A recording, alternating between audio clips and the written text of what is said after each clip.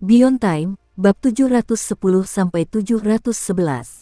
Untuk melihat video selengkapnya, sahabat bisa kunjungi playlist yang telah Sabta Novel sediakan.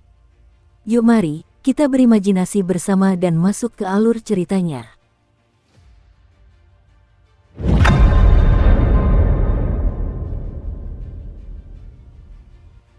Suara Li Zihua bergema di wilayah pemujaan bulan, menyebabkan kehampaan bergemuruh dan kilat menyambar.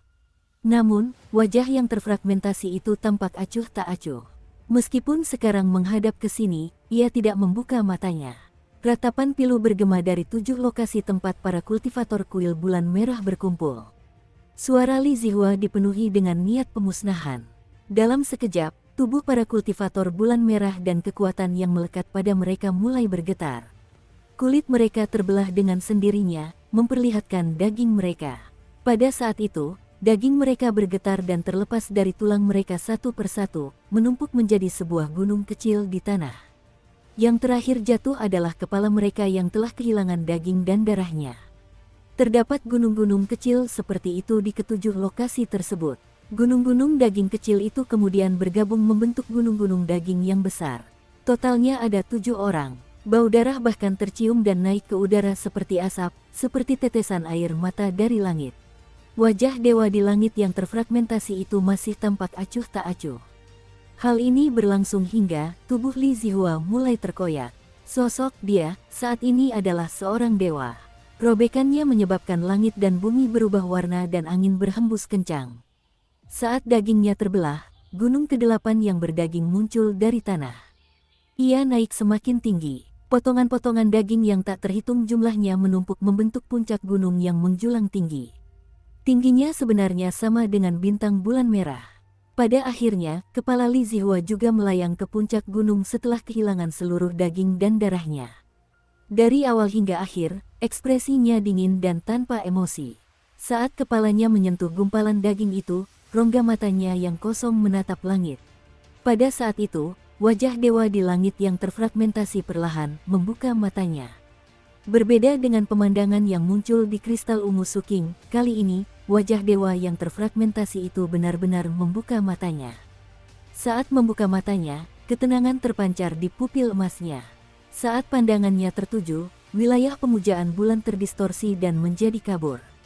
Hujan darah mendarat di gunung daging Li Zihua. Malapetaka telah menimpa dataran pertobatan dan tempat ini sedang berubah. Perubahan ini tidak dapat dibatalkan.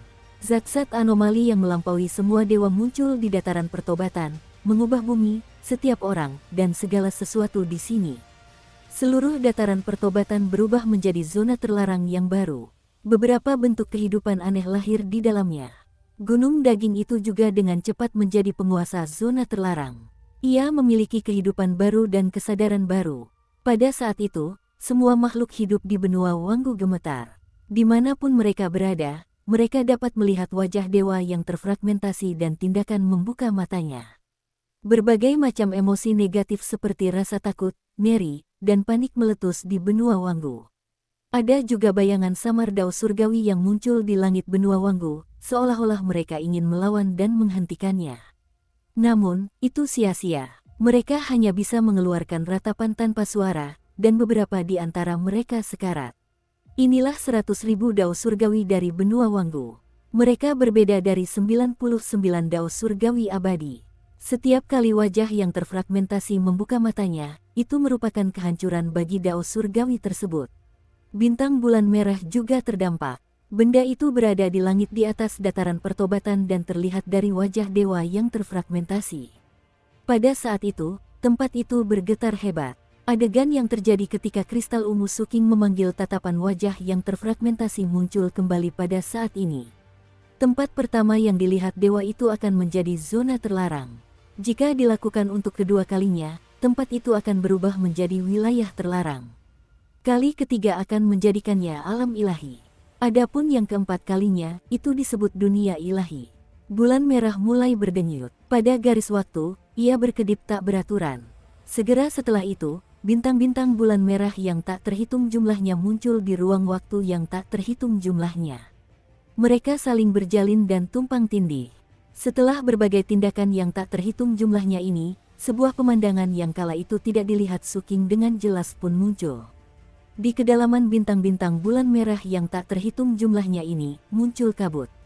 Kabut ini dengan cepat meluas dan akhirnya meliputi wilayah yang tak berujung, menyelimuti bintang-bintang bulan merah yang tak terhitung jumlahnya. Wajah itu berubah menjadi wajah yang sangat besar. Penampakan wajah ini tak lain adalah wajah Dewi Merah. Adapun bintang-bintang bulan merah yang tak terhitung jumlahnya yang membentuk wajah ini, setiap kali mereka berpotongan dan tumpang tindih, mereka akan membentuk ekspresi mikro dari wajah ini. Ekspresi mikro ini membuat wajah ini tampak hidup dan nyata. Seolah-olah setiap ekspresi di wajah ini mewakili perputaran sebuah pikiran, dan bersamanya, ruang waktu yang didasarkan pada pikiran ini akan muncul. Inilah alasan mengapa bintang bulan merah muncul di banyak ruang waktu. Berbagai pemikiran menyebabkan semakin banyak ruang waktu yang muncul. Sama seperti pilihan, tampaknya setiap kali wajah ini membuat pilihan, waktu dan ruang yang berbeda akan muncul. Sesuai dengan pilihan ini, dunia baru akan berevolusi. Inilah dunia ilahi. Pada saat ini, dataran pertobatan menjadi zona terlarang, sementara bintang bulan merah di atasnya berubah menjadi dunia ilahi. Pada saat itu, mata dari wajah dewa yang terfragmentasi perlahan tertutup. Di bintang bulan merah, Dewi Merah gemetaran. Li Zihua, yang sedang dimangsa olehnya, masih menunjukkan ekspresi lembut. Dia menatap Dewi Merah yang kesakitan dan melambaikan tangannya. Pada saat berikutnya, Suking, sang kapten, pewaris tahta, dan yang lainnya langsung menghilang dari bintang bulan merah. Ketika mereka muncul kembali, mereka sudah berada di luar dataran pertobatan di wilayah pemujaan bulan. Hampir seketika setelah mereka pergi, tangisan memilukan Dewi Merah berubah menjadi badai yang menyapu ke segala arah, bahkan menghancurkan istana bulan. Tubuh Dewi Merah roboh. Wajah dunia ilahi juga berubah dengan cepat. Ia bukan lagi Dewi Merah, tetapi telah kehilangan fitur wajahnya, berubah menjadi wajah kosong. Bintang bulan merah diubah menjadi dunia ilahi oleh wajah dewa yang terfragmentasi. Namun, Dewi Merah jelas tidak dapat menahan perubahan ini. Itu seperti jika ramuan hebat melebihi batas tertentu, maka ramuan itu akan menjadi sangat beracun. Terlalu banyak sama buruknya dengan terlalu sedikit. Oleh karena itu, dia ambruk, dia hancur berkeping-keping, dia sekarat, dan dia menjerit. Sedangkan untuk bintang bulan merah, bintang itu menghilang. Pada saat itu, mata Kaisar Roh Kuno, yang masih berada di Istana Bulan, menunjukkan ketamakan saat dia menyerbu dengan gila-gilaan. Tubuhnya berubah menjadi bola mata yang tak terhitung jumlahnya, dan mulut mengerikan muncul di masing-masing bola mata tersebut, dengan kejam melahap Dewi Merah yang sedang ambruk. Sesaat kemudian, jeritan mengerikan terdengar saat sejumlah besar bola mata runtuh. Namun, masih ada sebagian dari mereka yang dengan cepat bersembunyi setelah menggigit daging dan darah Dewi Merah, lalu menghilang dari Istana Bulan. Secara keseluruhan, daging yang ditelan oleh Kaisar Roh Kuno tersebut berjumlah 10% dari tubuh Dewi Merah. Bukan karena dia tidak ingin melanjutkan, tetapi dia sudah tidak sanggup lagi melakukannya. Pada saat yang sama, Moonflame dan Starflame sama sekali tidak peduli. Mereka langsung mendekat dan mencabik-cabik daging Crimson Goddess, masing-masing mengambil sekitar 10%. Mereka ingin melanjutkan, tetapi menghilangnya Red Moon Star membawa krisis besar bagi mereka. Yang benar-benar membuat mereka memutuskan bahwa mereka tidak dapat melanjutkan adalah suara Li Zihua yang lemah. Kamu tidak boleh serakah. Mata Moonflame dan Starflame berkilat. Mereka tanpa ragu langsung menghilang. Begitu mereka pergi, bintang bulan merah benar-benar kabur dan memudar di langit. Seolah-olah bintang itu telah dihapus dan lenyap ke langit. Saat bintang bulan merah menghilang, di luar dataran pertobatan wilayah pemujaan bulan, kapten yang dikirim oleh Li Zihua tiba-tiba gemetar dan pingsan. Setelah itu, bagian-bagian tubuhnya dengan cepat menyatu kembali. Matanya dipenuhi kegembiraan saat ia berkedip cepat menatap Suking, yang memasang ekspresi serius di wajahnya. Tatapan Suking menyapu dan dia langsung mengerti bahwa kapten sedang menyampaikan nomor 3 kepadanya. Namun, dia mengerti bahwa sekarang bukanlah waktu yang tepat untuk bertanya. Di langit, bintang bulan merah telah menghilang. Tidak hanya menghilang dari wilayah pemujaan bulan, tetapi juga menghilang dari benua Wanggu. Mulai sekarang, jumlah bulan di benua Wanggu akan berkurang 1. Itu masih di sini, Suking mengangkat kepalanya dan memandang ke langit. Dia memiliki sebagian dari kekuatan bulan merah, jadi meskipun orang lain tidak dapat merasakannya, Suking secara samar-samar dapat merasakan bulan merah yang telah menjadi dunia ilahi di tempat yang sangat jauh dari benua Wanggu. Di luar benua Wanggu, di kedalaman langit berbintang, di kehampaan yang tak berujung, terdapat pusaran air yang tak terhitung jumlahnya dengan berbagai ukuran. Warnanya berbeda-beda dan semuanya tampak gemerlap saat berputar perlahan. Tidak ada yang tahu tempat apa ini dan hampir tidak ada petani yang pernah menginjakkan kaki di sini. Pada saat itu, di antara pusaran yang tak terhitung jumlahnya, satu pusaran lagi muncul tanpa suara. Dibandingkan dengan pusaran lainnya, pusaran ini sangat kecil dan berwarna merah. Di dalam pusaran ini terdapat wajah kosong yang terbentuk dari ruang waktu yang tak terhitung jumlahnya dan bintang bulan merah. Di antara alis wajah ini terdapat ruang waktu, dan bintang bulan merah di dalamnya menyala dengan api keemasan. Ini adalah api ilahi. Api ini bukan berasal dari Dewi Merah atau Li Zihua. Dari auranya, api ini milik putra ilahi bulan merah, yang juga merupakan pangeran keempat yang telah meninggal. Ada sesuatu lain di dalam kobaran api itu, dan itu adalah inti dari api ilahi ini. Itu adalah bola mata. Itulah mata yang dilihat Suking di tempat penyimpanan rahasia putra ilahi. Itu adalah mata kiri Dewi Merah. Pada saat itu, di pupil mata ini, sosok Dewi Merah perlahan muncul. Sosok itu tumbuh semakin besar dan akhirnya memenuhi seluruh bola mata, menumbuhkan daging di luarnya. Matanya yang dulunya kosong kini memiliki bola mata di rongga mata kirinya. Daging dan darah menumpuk hingga tubuh Dewi Merah sepenuhnya terbentuk. Dewi Merah membuka matanya. Matanya yang dulunya kosong kini memiliki bola mata di rongga mata kirinya. Sebuah kekuatan dahsyat meletus dari tubuhnya, menyebar melalui ruang waktu ini dan memengaruhi ruang waktu lainnya dalam upaya untuk mengubah segalanya. Namun, pada saat berikutnya, jeritan mengerikan keluar dari mulutnya. Li Zihua, suara Dewi Merah terdengar getir. Saat dia berbicara, sosok Li Zihua muncul di mata kirinya. Dia dengan cepat menempati bola mata itu dan menyebar ke seluruh tubuh Dewi Merah. Dewi Merah gemetar dan ingin melawan, tetapi sia-sia. Penampilannya perlahan berubah. Tubuhnya berubah dari seorang wanita menjadi seorang pria hingga akhirnya, dia tampak seperti Li Zihua. Selama proses ini, suara Dewi Merah menjadi semakin getir, bergema di Istana Bulan. Jadi, ini rencanamu. Kau sudah tahu tentang rencanaku sejak lama, jadi kau mengorbankan pangeran keempatmu. Li Zihua, bukan berarti kau tidak ingin menjadi dewa, tetapi kau tidak mau menanggung karma besar setelah menjadi dewa. Jadi, meskipun kau memotong wujud fanaku, kau sebenarnya tidak membunuhku dan malah mendorongku untuk menjadi dewa. Setelah aku menanggung karma besar itu, kau bangkit kembali di tubuhku. Suara Dewi Merah semakin lemah. Pada akhirnya, setelah berubah menjadi wujud Li Zihua, dia menutup mata dan suaranya berubah menjadi suara yang lirih. Ada keengganan, kebencian, dan kebingungan. Pada akhirnya, dia menghela napas. Saudaraku, aku akan memenuhi keinginanmu. Dewi Merah telah jatuh. Setelah sekian lama, matanya perlahan terbuka. Li Zihua kembali. Saudari keempat, jalan surga cemerlang itu salah, jalan bumi yang mendalam juga salah. Para makhluk abadi dan dewa sebenarnya bisa menyatu. Itulah mengapa saya mengatakan bahwa misi itu masih tetap ada. Li Zihua bergumam pelan dan menatap ke arah benua Wanggu. Setelah sekian lama, dia mengangkat tangannya dan meraihnya. Dunia ilahi bulan merah menyusut di hadapannya dan akhirnya berubah menjadi bola mata. Dia memegangnya di tangannya dan menempelkannya ke mata kanannya. Setelah itu, dia berbalik dan dengan tenang berjalan menuju kedalaman kehampaan. Dia bergerak semakin menjauh. Hanya suara lagu anak-anak yang keluar dari mulutnya, membawa melodi yang tak dapat dijelaskan yang bergema di kehampaan. Dahulu kala, ada sebuah boneka besar, diikuti oleh deretan boneka kecil. 10 boneka, 6, 7, 8, dengan mata merah dan rambut abu-abu. Diam sepanjang hari, anak-anak yang lebih besar melihat dan berteriak, "Anak-anak, jangan takut."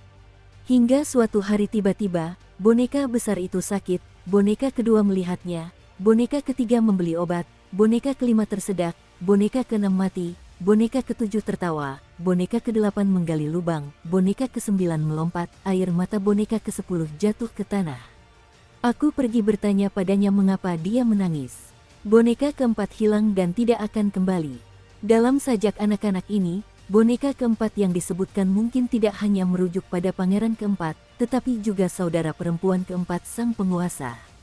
Dukung terus channel YouTube Sabta Novel. Perubahan dalam pemujaan bulan bermula dari pertempuran antara Dewi Merah dan Li Zihua setelah ia menjadi dewa.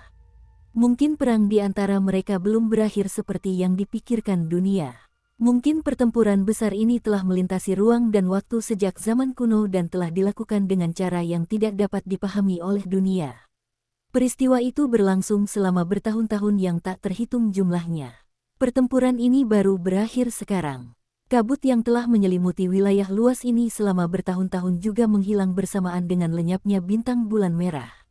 Lalu kemana bulan merah itu pergi? Apakah Dewi Merah benar-benar mati?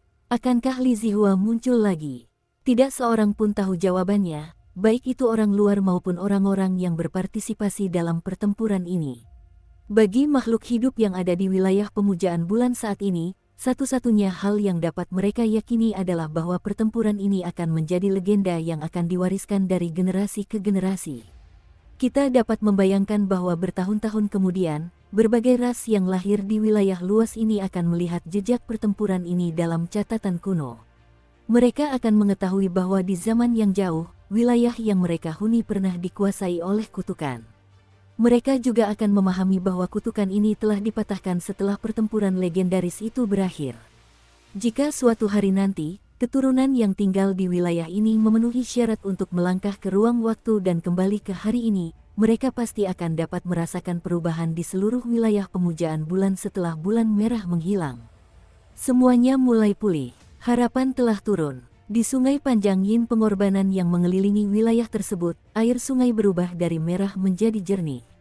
Tulang-tulang yang telah terkubur selama bertahun-tahun di dalamnya berubah menjadi lumpur dan berhenti berputar.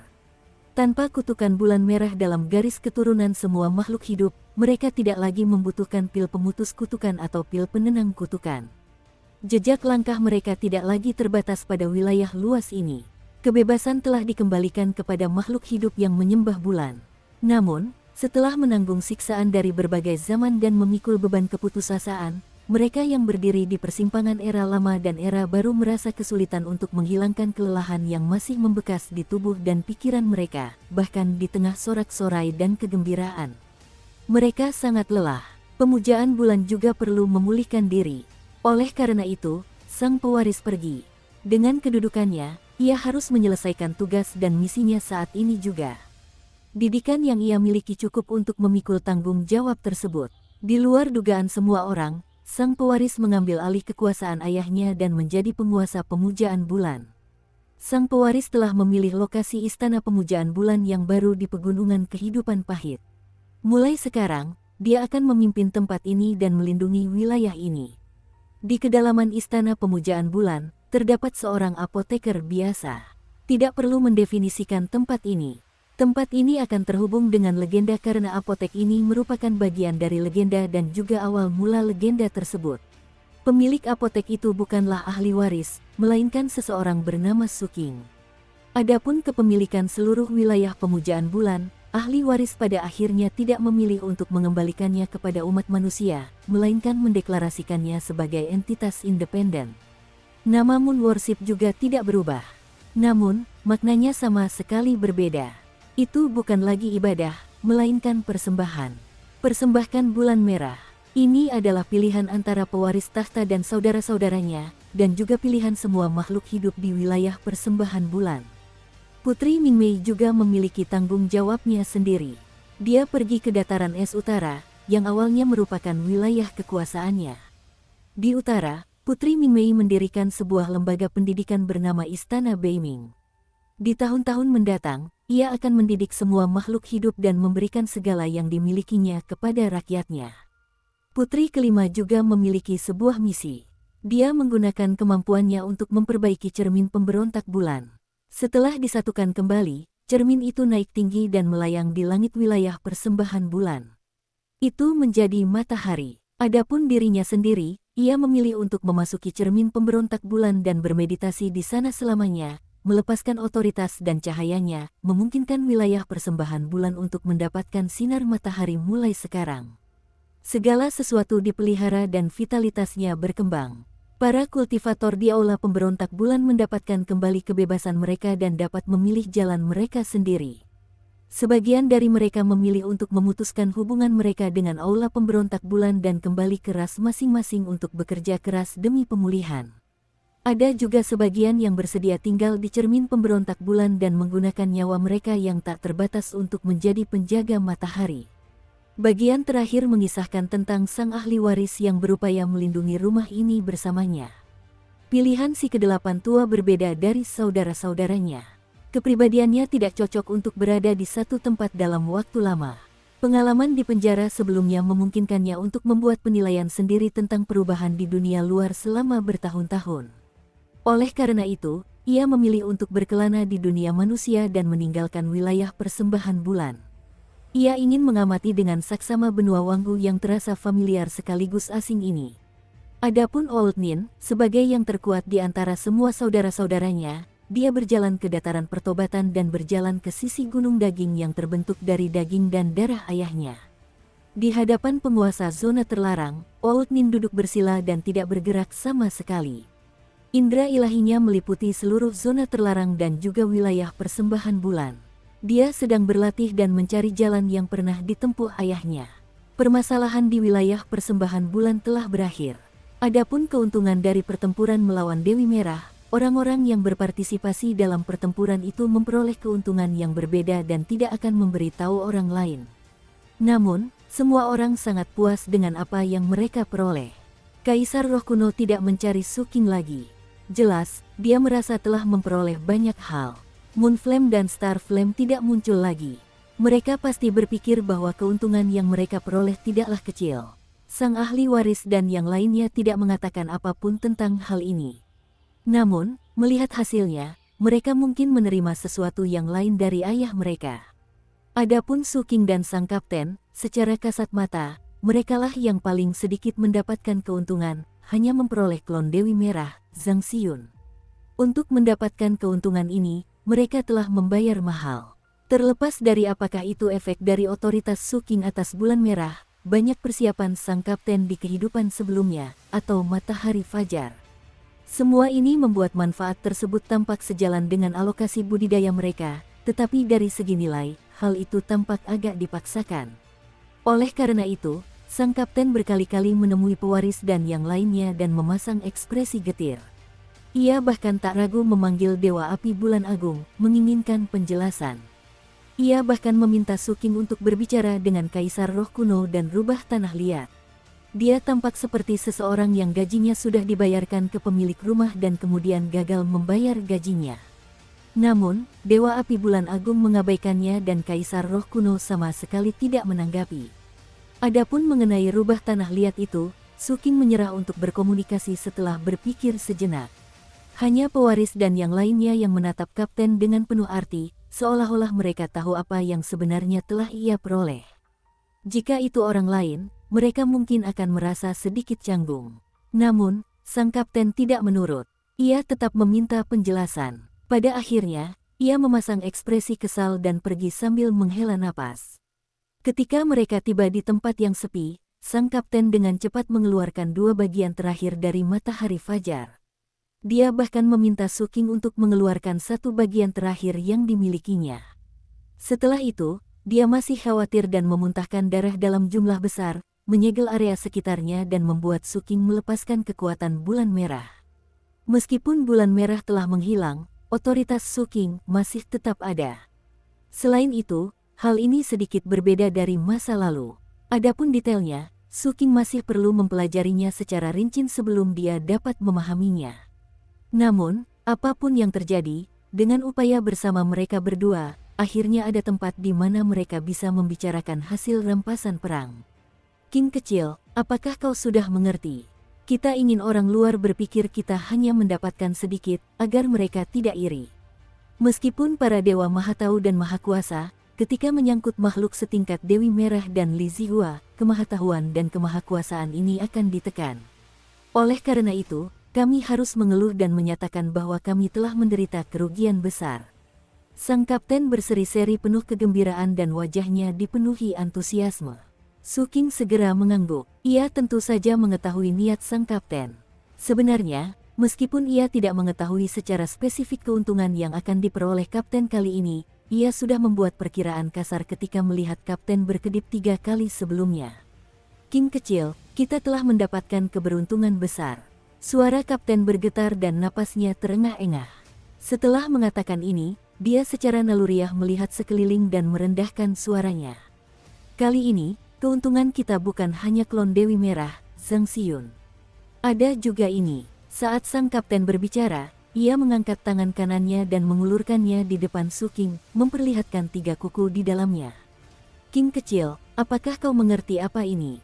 Ini adalah kuku Dewi Merah.